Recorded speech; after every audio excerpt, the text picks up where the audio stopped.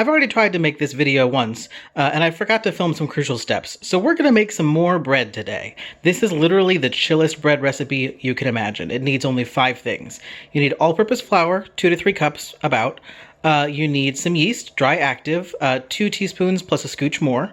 You need sugar, because yeast, like me at 3 in the morning, really needs something sweet. So about 1 teaspoon of sugar. And you need about 1.5 teaspoons of salt, because bread likes to be salty, and some warm water. A little over a cup, maybe 1.25 cups. Seriously, the chillest bread recipe ever. You don't need a bread maker. You don't need a long time for rising. You don't need to knead it. You don't need a starter. You don't need anything but these 5 ingredients. Into the bowl goes the yeast. Yeast needs to eat sugar. In order for the yeast to eat sugar, it needs warm water.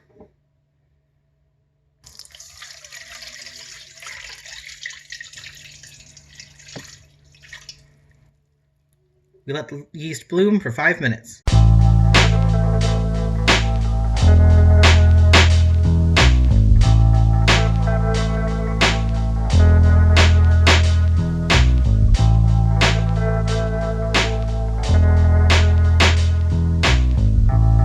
Okay, we have proofed.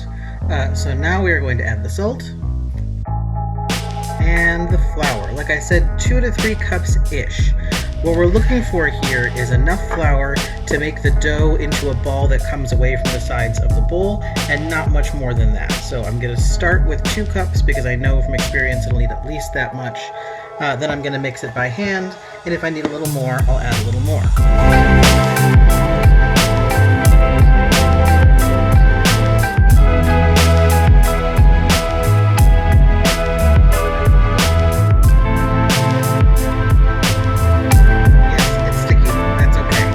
This is the closest you're going to get to actually kneading in this entire bread recipe.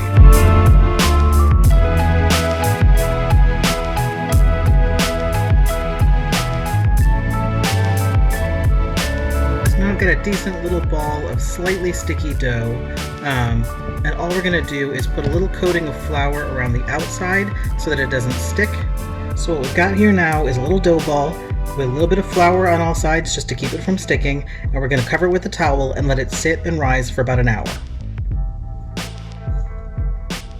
Let's see how the dough baby is doing. Oh yeah, we have grown quite a bit. Excellent. Look at you, dough baby, you're doing so good. Now this is the step I forgot to film last time, so here's what we do. A little bit of flour on your cutting board. Turn out your dough.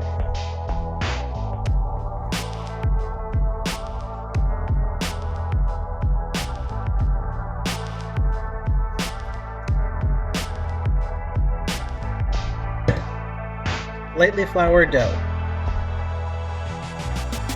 Now you're basically going to fold in the ends. You want to take care here not to squish down the bread.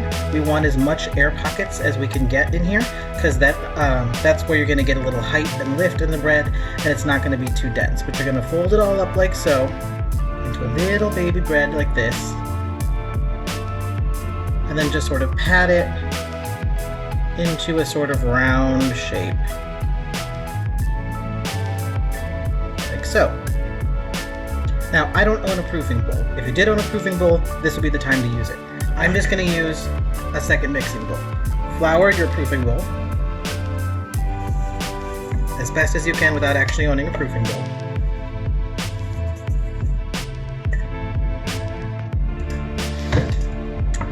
And then this top part is now the seam side.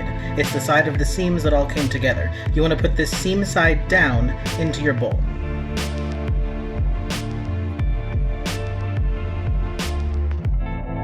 Like so.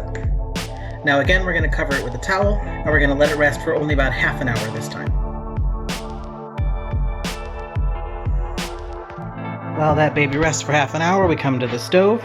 We're going to turn it on to 450, which is kind of high, but that's what we do. And then I'm going to use this Dutch oven for cooking. You can use any oven-safe container, pot, baking thing that has a lid. But you want to put it in now while the oven is preheating, so it's nice and warm when it's time to actually put the bread in it.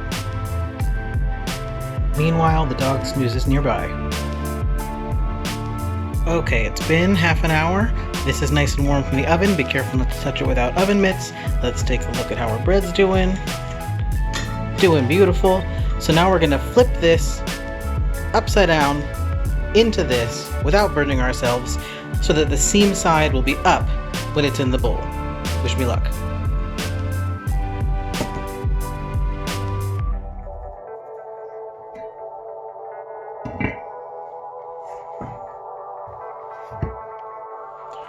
We have baked for half an hour.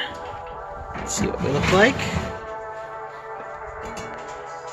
Looking good so far, but we want that top to be browner and crispier. So now we're gonna cook uncovered for another 10-15 minutes, however long it takes before it starts to get burny.